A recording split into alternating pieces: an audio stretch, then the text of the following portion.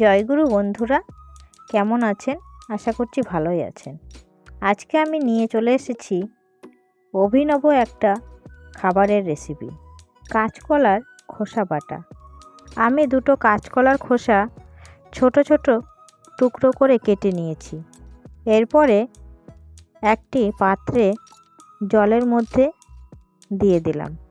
এবারে জল থেকে তুলে নিয়েছি। এই দেখুন, কলা দুটিকে কেটে আলাদা করে রেখেছি আলু দিয়ে তরকারি করব বলে। এবার কলার খোসাগুলিকে সেদ্ধ করে নেব জলের মধ্যে সামান্য নুন আর হলুদ দিয়ে। কলার খোসা সেদ্ধ হয়ে গেছে, এবার নামিয়ে নিলাম। এরপর হাফ টিস্পুন কালো জিরে হালকা ভেজে নেব। কলার খোসা বাটায় কালো জিরে দিলে খেতে দুর্দান্ত হয়। এবার কড়াইতে তেল দিয়ে ছোট ছোট 8-9টি রসুনের কোয়া ভেজে নেব। আর দিয়ে দেব 3টে কাঁচা লঙ্কা। এবারে সেদ্ধ করা কলার খোসাগুলোকে ভেজে নেব। ভাজা হয়ে গেছে, এবার তুলে নিলাম।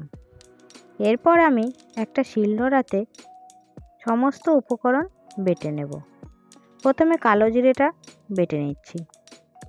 এরপর ভাজা কলার খোসাটাকে বেটে নেব। কলার খোসা ভাজার সময় আমি লবণ দিইনি, তাই বাটার সময় লবণটা দিয়ে দিচ্ছি।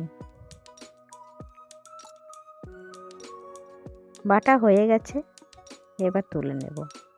আপনারাও এভাবে বানিয়ে গরম গরম ভাতের সঙ্গে পরিবেশন করুন, খেতে খুবই ভালো লাগবে। এই বাটা দিয়ে অনায়াসে অনেকটা ভাত খাওয়া যায়। আপনারা অবশ্যই একবার বাড়িতে ট্রাই করে দেখবেন। আমার তো ভীষণ প্রিয় খাবার এটা। আমি এটা দিয়ে অনেকটা ভাত খেয়ে ফেলি।